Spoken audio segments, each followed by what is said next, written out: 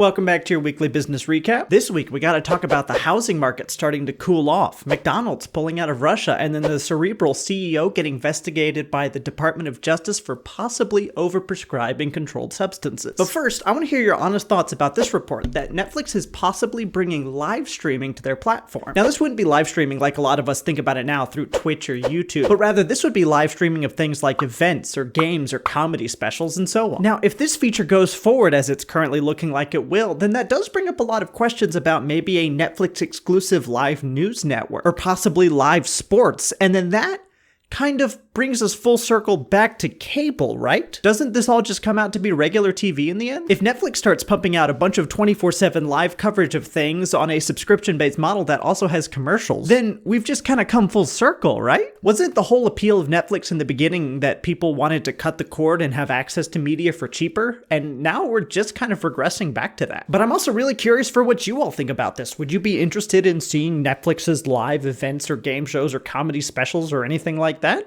Let me know down in the comments, because I'm curious what other people think about this. Next, we got to talk about the housing market and how it looks like it might be starting to cool off. And in the next few months, we might start to see prices return to where they were pre-pandemic. Now, to bring everybody up to speed as to how we got here with the current housing crisis, from the early 90s to the mid-2000s, houses were consistently being built at a rate that kept up supply with demand, and this ensured a pretty stable housing market. However, in the mid-2000s, more homes were being built than were actually being bought, and this led to a big drop in demand, which led to a sharp decline in housing prices. Basically, people could just buy them really cheaply, and so they didn't really feel the need to keep building them. This caused a lot of builders to go out of business, and then when we hit the 2008 housing crisis, then even more builders went out of business. Now fast forward to 2020, where because of the interest rates dropping, wealthier individuals were more easily able to buy more than one house. And in addition to that, the price of materials absolutely skyrocketed, making people more likely to try and buy a house than they were to try and build a house. Now, all of these factors, and probably some more I'm not thinking of right now, caused there to be a lot of buyers in the housing industry, but not a lot of sellers because not enough houses were being consistently built over the last few years leading up to this point, and that huge demand caused prices to spike. However, we might be on our way out of this issue for three main reasons. The first one is that mortgage application rates are down by 10.6% in April, meaning fewer people are taking out mortgages with an intent to buy a house. Second, homebuyer competition dropped for the first time in 6 months back in March, and then it dropped for the second month in a row in April. Homebuyer competition is when one person makes an offer for a house and then someone else pops in offering more money for the house so that they can get it, which leads to a bidding war that increases the price. At its peak in February, 67% of homes had some kind of a bidding war going on that drove the price up. In March, this number dropped down to 63%, and now most recently in April, it's down to 61%. So basically what we're seeing is that fewer and fewer houses are being bid up by multiple buyers, which overall brings the average price of houses back down. Now, the third reason is the rising mortgage rates. So we'll probably be seeing demand go down as it becomes more expensive to get a mortgage to buy a house. And most likely, that'll lead to housing prices dropping probably sometime around late this year. But as always, that is the facts, a couple of my opinions, and ultimately we'll just have to wait and see what happens.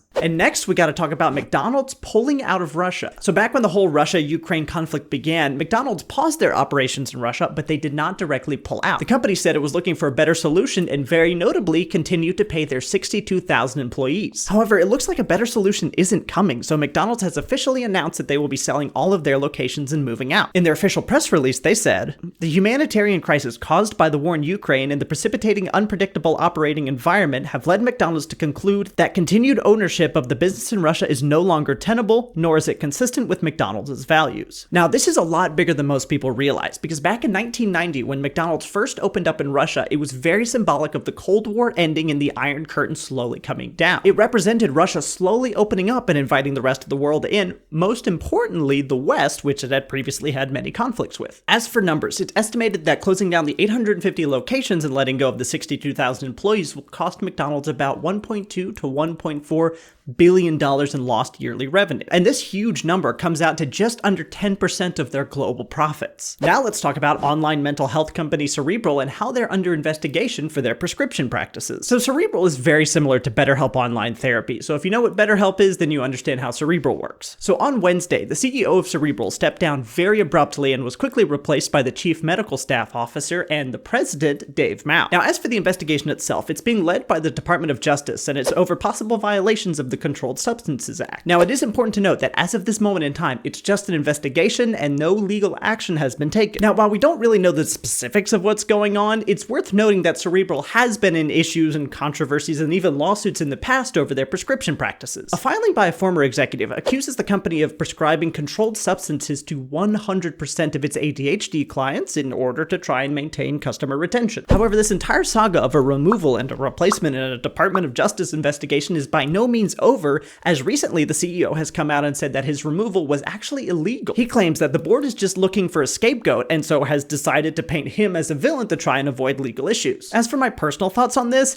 it does seem likely that they overprescribed medications in order to increase their customer retention, and more importantly, it does look like it worked. The company is now worth nearly $5 billion, and if they're found to have broken the law, they'll pay a few million in fines, but then they'll just continue operations as normal. We've seen this pattern in the past with companies like Johnson & Johnson, and their stock hit an all-time high recently. So honestly, the moral of the story is federal fines are really just the cost of doing business as long as you've broken the law in such a way that you can make enough money to where they don't really matter. And finally, let's talk about the Russian ruble and how it appears to be doing quite well as it recently hit an all-time high. So during the invasion of Ukraine back in February, a lot of countries cut off Russia from their global financial systems and even froze their assets if they had any. This meant that Russia would be unable to pay back debts it had with foreign entities. And this led to a fear that the Russian ruble would become useless as nobody would be accepting it, and that caused the currency to crash. However, Russia was recently able to pay off some of its national debt with a reserve of US dollars that it had, which not only meant the currency didn't crash, it actually increased a little against the dollar. Additionally, Russia is trying to save their currency by requiring anyone who's purchasing their oil or gas to do so in rubles instead of US dollars. So with everybody scrambling to buy rubles in order to keep purchasing Russian gas, the price has absolutely spiked as the demand has gone through the roof. However, it's important to note here that just because the currency is doing well